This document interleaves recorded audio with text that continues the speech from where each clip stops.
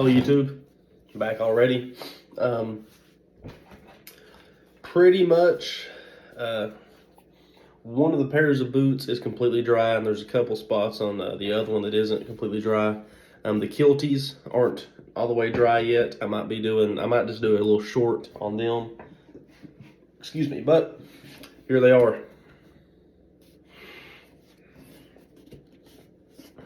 I think, there's linseed oil in this Clean It. So I would say you might just be able to, get away with not completely going back and putting on, I don't know. I might be okay with not going back and putting any type of leather oil or leather preservative. But I've read instructions on about using the leather oil and the LP together, since these are more than likely going to be my winter boot, given the fact that it has a composite toe and the rest of my other ones have a steel toe. This is going to be part of the waterproofing process. Both the leather oil and the LP say it helps with waterproofing, and I can attest to that. There's also some other stuff from Obenauf's, and as well as other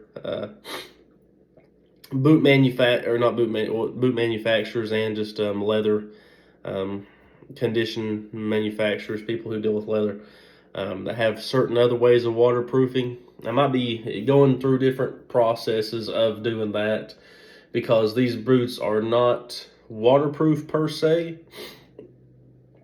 but due to this is once again kind of a little brag on Frank's, due to the stiffness of the temper, due to how thick the leather is, and as well as the tier of leather that Frank's uses from Seidel and other tanneries of the leather. They are full of waxes and conditioners already. So, it is what it is. Other brands don't do it, and, it's one of those things that it's not worth getting into. I think some people get very personal over their boots because we do work in them every day. But just going to be reading a little bit of literature on the leather oil, natural preserving oil, beeswax and propolis. I don't know. Waterproofs, restores, protects, preserves, convenient Dabur applicator. So, and once again on these, I'm simply just going to be going back over the places that I've already hit with the Clean It. So, these uppers right here are probably not going to be getting the most out of it. So I am going to be using the LP and the oil in conjunction, and it says to use the oil first, so that's what I'm going to apply first. I'm not getting heavily around the stitching. I mean, yes, am I hitting the stitching? Yes, but I'm not predominantly trying to hit that area. I'm trying to hit these larger bare areas. I'm trying to hit some of these high stress areas that are prone to cracking. I'm just simply rubbing it in a little bit, not trying to get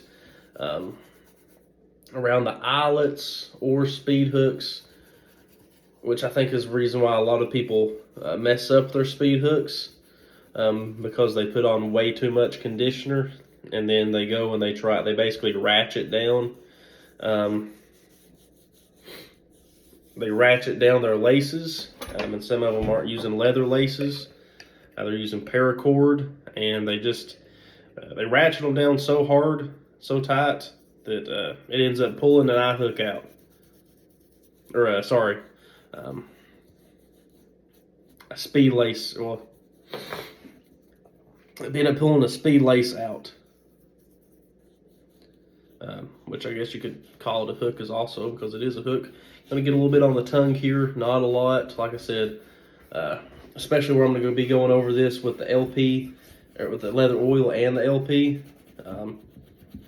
I'm not trying to oversaturate it. I'm just simply trying to get it applied. as you can see. And this is not over applicating it. I'm just simply rubbing it on there, kind of in a short, fast manner, getting it clean.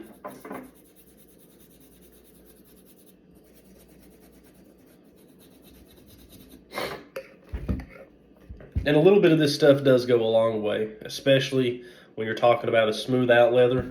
A little bit does go a long way.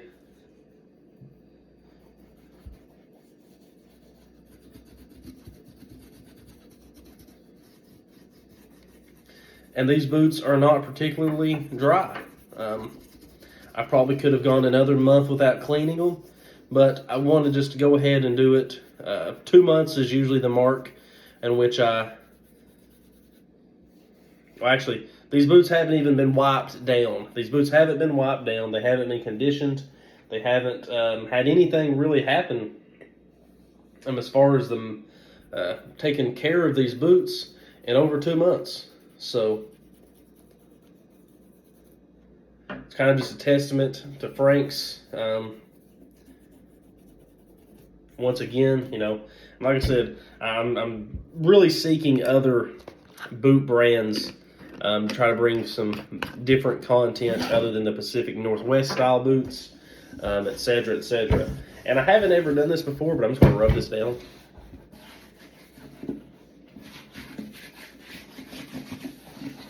This way I can kind of not over-applicate it everywhere, but just can kind of rub it in different places.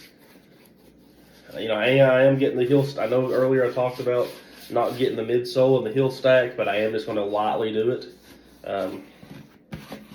Especially just right here, using my hand to do this. I don't feel like it's going to oversaturate it or cause any anything bad to happen to it. So there we go.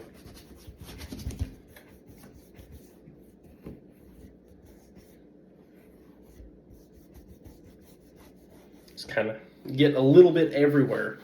Like I said, I'm not overdoing it everywhere. I'm sure people are going to try to crucify me for this, but I'm just getting a little bit of it everywhere. Now there's now a light coating just around the eyelets, just around the eyelets, just around the speed hooks, just a very minute, light amount, just enough to keep it conditioned. Like around everywhere else. I'm just basically going through and evening it all out. There we go. On that one, you can smell the beeswax. I'm going to wait for those to dry, and then I'll do the heavy duty LP. What I'll probably do is wait for it to dry, buff it out a little bit, then put this on. And this is now, let me fill this in. Yeah, this is now dry. It's now dry. So I'm just gonna rub any excess off right here on these boots.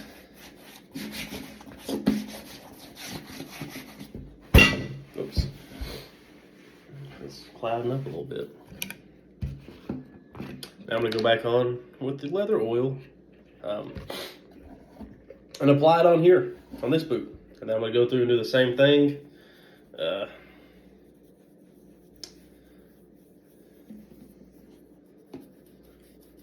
And just, you know, flat, even it all out, knock it all down, and then we'll, hopefully the other boot might be a little bit more dry by then, and then we can put the final coat of the leather preservative on and see how these look. Now, a lot of people are very concerned with the darkening of their leather. I do not care one bit. I enjoy some of the way that these boots, some of the way that boots look, some of the way that some of these different boots look. But really, it would not hurt my feelings one bit if every boot I had was black. I absolutely love the look of a black boot. I like how they age.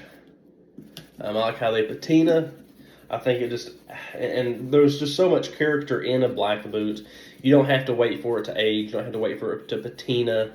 you don't have to wait for all that stuff that people are looking for in some of these boots. I think that black is timeless. Black is effortless.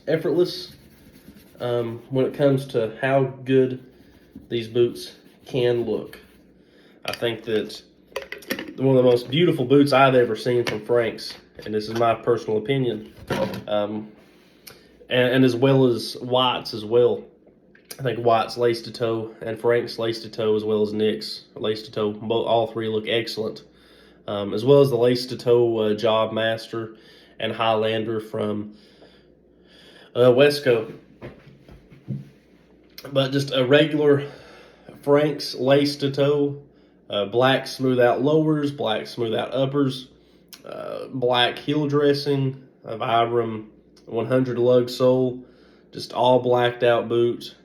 Now you can name your hardware, whether you want it antique, silver, or gold, whatever color you want, and then black stitching the whole way around on the boot. I think that's just a really good looking boot.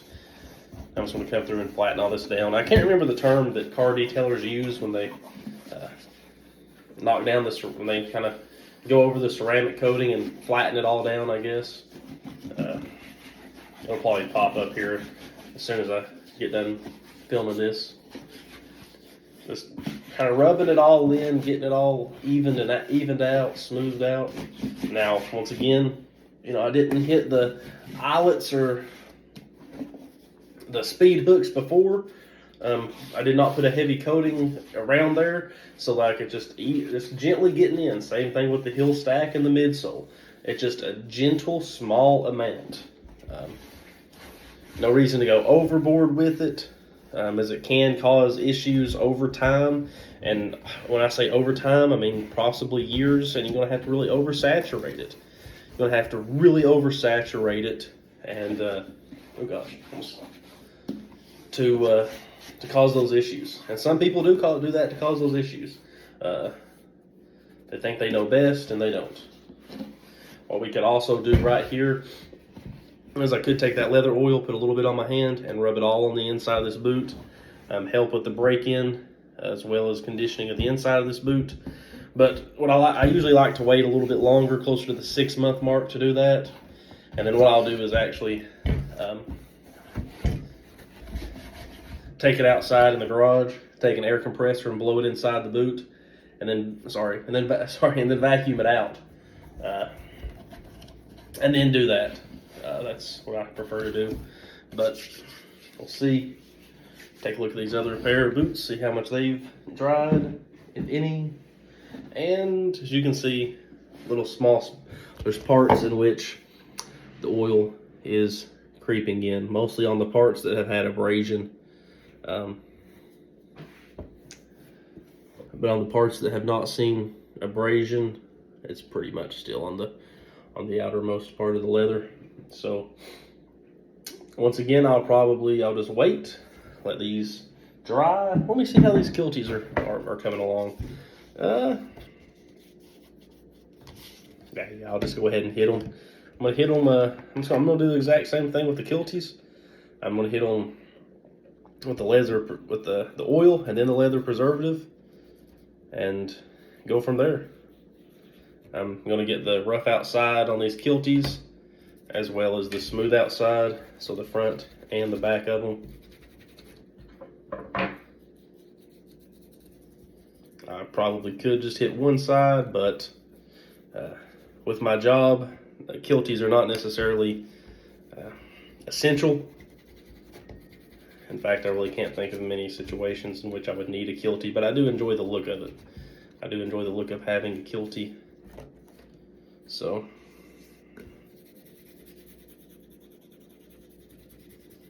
go through all over it. Nice. Now rub it in. And here you go. These are all nice, and the Kilties are probably overly saturated, but like I said, once again, the Kilties for me are predominantly just a a vanity look more than anything.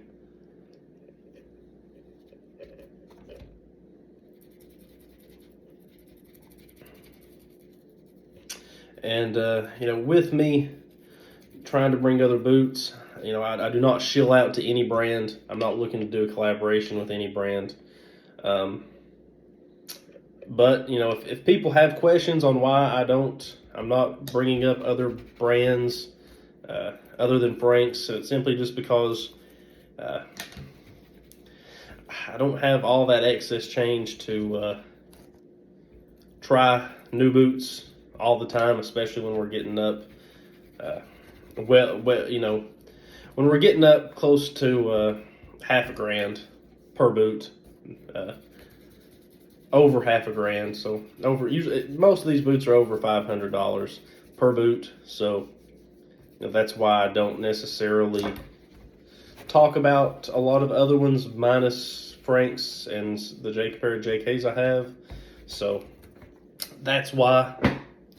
It's not because Frank's is sponsoring me. It's not because I have a special deal with Frank's. I do not get a discount other than what same as everyone else gets for certain holidays. So there's no back scratching, no extra, benefits other than I do believe in their products. I would like to try a pair of Nicks. I'd like to really try a pair of whites, Wesco. I'd even be down to try another pair of JKs, so on and so forth. I know a couple people have mentioned when I compared the JKs OT Pros to a couple of my Franks, and yeah, it doesn't have a high heel, it doesn't have a high arch, but still, when we take away those, and then I compare the leathers to one another, and then I compare the construction in general, as well as the quality control, then it's like, there's only so many excuses you can make. There's only so many excuses you can make for a brand that is just not doing what they say they do. If you're going to say that you make the best, the strongest, the most durable boots in the world, then you need to have something to back it up. Just because you run over it with a Ford Raptor or anything like that, it doesn't mean anything. I mean, people get their feet rolled over every day and they don't break, or they do break, and then they're fine. But I'm going to give some time for these Franks to take this conditioner in, to take the leather in, and then we're going to hit it with the leather preservative. I do love the way the beeswax smells. I do love it. It makes me want to go put on a fragrance that smells like beeswax a little bit. And just simply hitting this with my finger a couple times, now it's starting to get glossy. So when I do take it, I'm not going to do as a lot of other people do. So I can rub it on my beard. A lot of people take a chunk of this out and they melt it down. What I'm simply going to do is just try to break in here, or trying to grab it in like this, and just take it like this and rub it in. As you can see, it's already doing that. Man, that smells good. So let me get some of this off my hands and just wait for these boots to really take in this conditioner, and then we'll go from there. See what we can and can't do. I'm not going to be doing any big waterproof testing, but I will give back a report if I do have to test out the waterproofness of this going forward, and I might try other products, especially on my black pair of boots. I really like to try Hubert's shoe grease. I've heard there's better conditioners out there, but I've heard it really helps with the waterproofing. And then people say it smells like birch tar and they don't like it, but I like the way the birch tar smells. So I like the way the beeswax smells as well. A lot of people probably don't like the way that this smells, but I do. So hope everyone has a good one. Stay tuned for part 3.